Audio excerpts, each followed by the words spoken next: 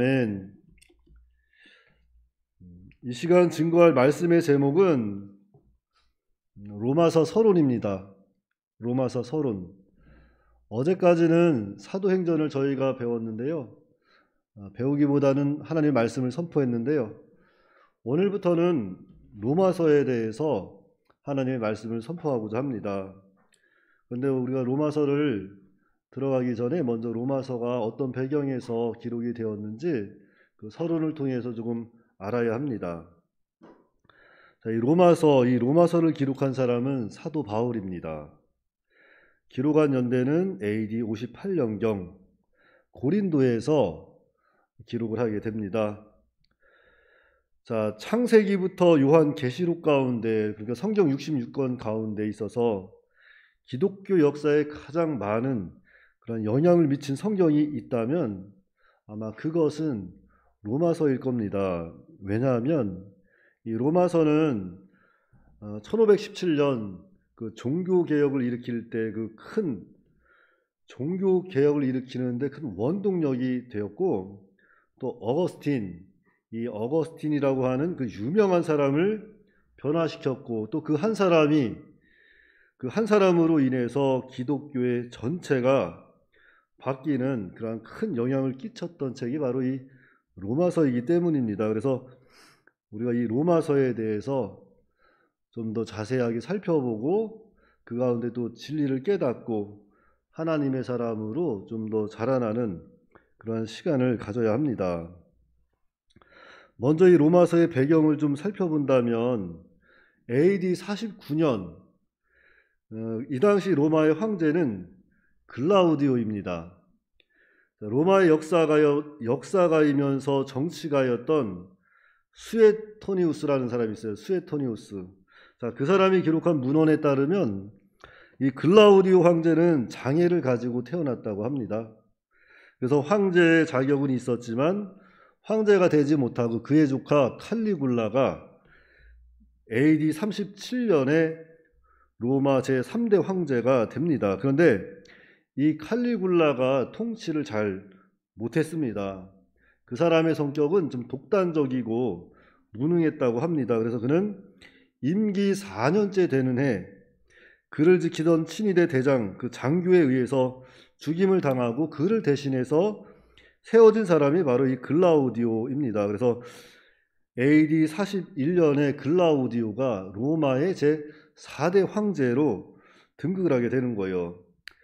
그래서 로마를 통치하던 중 로마 안에서 AD 49년에 한 사건이 터지는데, 그 사건은 무엇인가 하면 유대인들끼리 싸움이 일어나는 거예요. 로마라는 도시 안에서 유대인들끼리 싸움이 벌어집니다.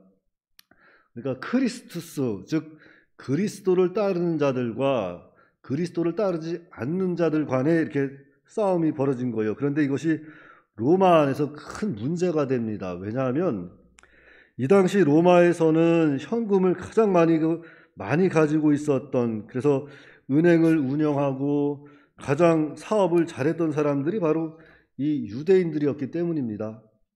그런데 유대인들끼리 막 싸움이 일어나니까 로마 안에 돈이 움직이지 아니하고 경제가 멈춰버리는 거예요. 그래서 그 일이 글라우디오 황제에게 보고가 되고, 글라우디오 황제는 그 어려운 문제를 한 번에 해결을 합니다.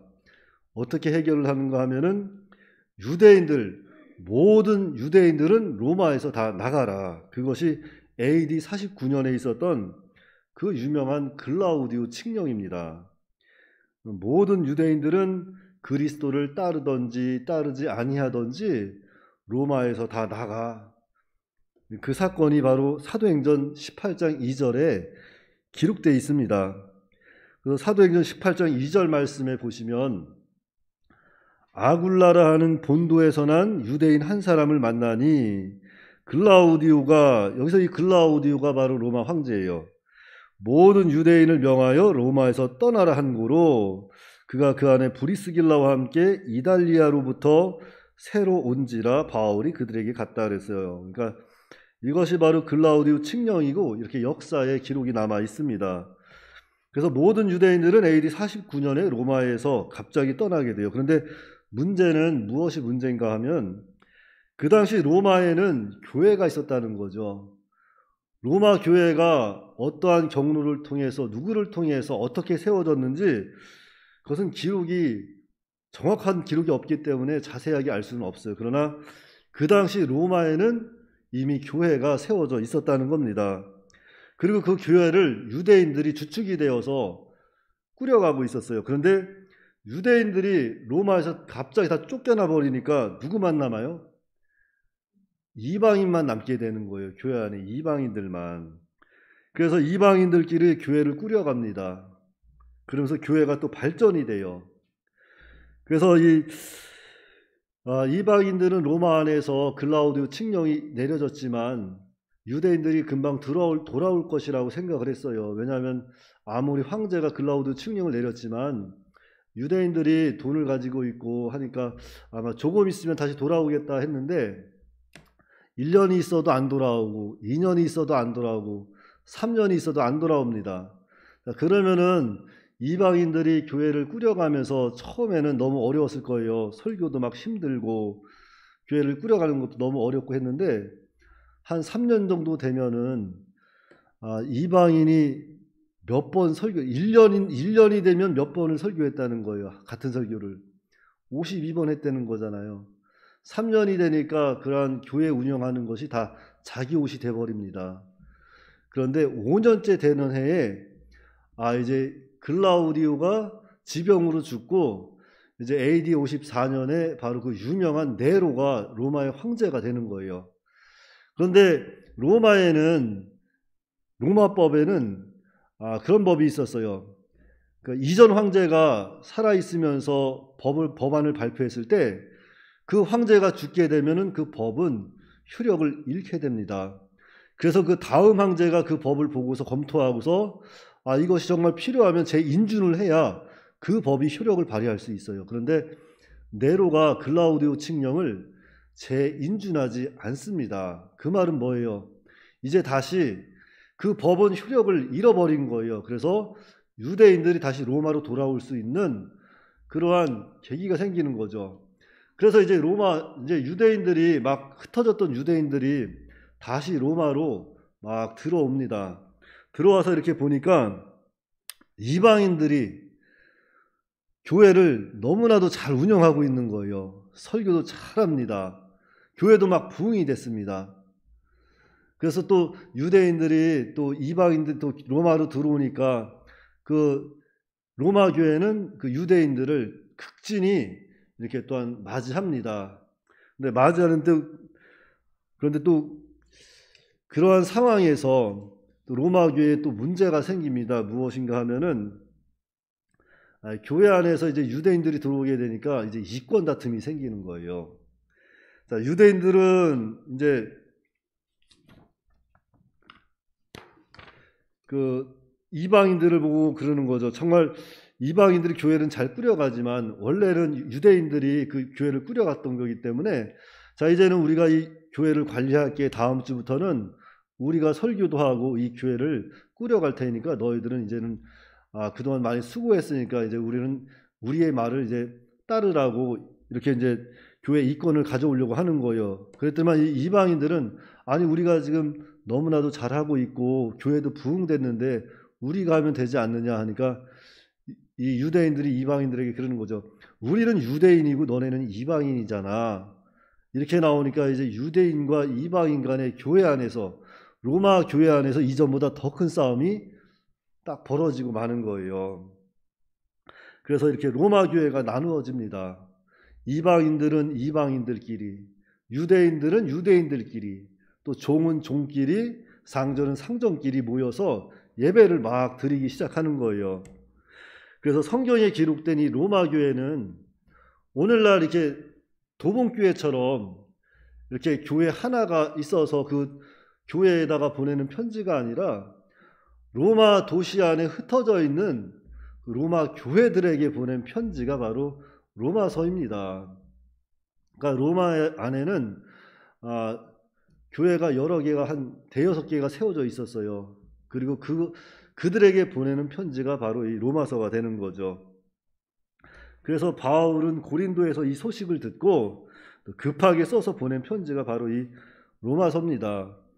그래서 우리가 이 로마서를 통해서 기억해야 할 것은, 먼저는 오늘 본문 말씀을 제가 읽어드린 것은 바로 이 로마서의 주제, 요의라고 할 수 있는 게 바로 이신득의거든요. 이신득의. 오직 의인은 믿음으로 말미암아 살리라. 그것이 바로 로마서의 주제고, 그것을 토대로 의해서 우리가 또 같이 함께 알아봐야 할 것은 바로 이 교회의 일치입니다. 교회의 하나됨. 로마서는 그것을 이야기하고 있어요. 의인은 오직 믿음으로 말미암아 살 것이고, 또한 교회는 하나가 되어야 한다. 그리고 더 나아가서 구원의 도리와 그리고 구원받은 성도의 생활 윤리에 대해서 로마서는 기록을 하고 있는 거예요. 그래서 우리가 앞으로 로마서를 통해서 좀 더 기억해야 할 것은, 우선은 믿음입니다. 오직 의인은 믿음으로 말미암아 사는 것이지 어떠한 율법으로 인해서 우리가 또 살아가는 것이 아니고, 또 한 가지는 바로 교회의 하나됨, 교회의 일치에 대해서 우리가 또 기억해야 되고, 또한 구원의 도리, 개인적인 구원과 또 하나님께서 계획하신 만민적인 구원에 대해서 우리가 또 살펴보고, 더 나아가서는 이제는 구원받은 성도가 어떻게 살아가야 하는가, 구원받은 성도의 그 생활 윤리에 대해서 우리가 살펴보고, 정말로 이제 로마서를 통해서 우리가 정말 구원받은 백성으로서 교회 안에서 어떻게 또 하나가 되어야 할 것이고, 또 더 나아가서 우리 성도의 생활 윤리에 대해서 우리가 또 하나님의 말씀을 잘 만들어지는 그러한 계기가 되시기 바랍니다. 기도하겠습니다. 거룩하시고 자비로우신 아버지 하나님, 은혜를 감사합니다. 하나님께서 오늘 이 새벽에도 저희들을 붙잡아 주시고 주의 전에 나와서 예배할 수 있도록, 기도할 수 있도록 인도하여 주신 은혜를 감사를 드립니다. 하나님 아버지, 오늘날 참 세상 가운데 저희들을 불러주시고 하나님의 자녀가 되게 하시고 이 땅을 살아가게 하시는데, 정말로 우리가 하나님께서 우리에게 보여주신 그 구원의 도리를 늘 마음속에 간직하고 감사함으로 살아갈 수 있도록 도와주시옵시고, 또한 구원받은 백성으로서 교회에서 하나 되게 하여 주시옵시고, 또한 생활 가운데에서도 하나님을 기쁘시게 하는 우리의 삶을 통해서 하나님을 또 증거할 수 있는 그런 믿음의 삶이 될 수 있도록 은혜로 역사하여 주시옵소서. 참으로 이 로마 교회가 어느 날 누구를 통해서 세워졌는지 알 수 없지만 그것은 다 하나님의 은혜 가운데 교회를 세우신 것이고, 그 교회를 통해서 하나님의 일을 하시고자 하지만 우리 인간들은 너무나도 부패해서 하나님의 뜻을 온전히 따라가지 못하고 자신의 이득을 쫓아서 살아갈 때가 너무나도 많사오니, 먼저는 우리의 욕심을 다 내려놓고 하나님의 나라와 하나님의 뜻을 찾는 오늘 우리 교회들이 다 될 수 있도록 은혜로 역사하여 주시옵소서. 그래서 무엇보다도 믿음의 반석에 굳게 서는 교회가 되게 하여 주시옵시고, 또한 교회가 하나가 되어서 하나님이 맡겨주신 그 지상명령 땅끝까지 복음을 전하는 그 모든 일에 우리가 충성을 다할 수 있도록 은혜로 역사하여 주시옵소서. 아버지 하나님, 오늘은 또한 3일 예배가 있사오니 하나님께서 예배 가운데 함께하여 주시옵시고, 예배를 인도하시는 주의 사자 목사님 영육간에 강건케 하여 주셔서 은혜의 말씀, 권능의 말씀, 정말 치료의 말씀이 선포되는 그런 복된 시간 될 수 있도록 은혜로 역사하여 주시옵소서. 우리 주 예수님의 이름으로 기도하옵나이다. 아멘.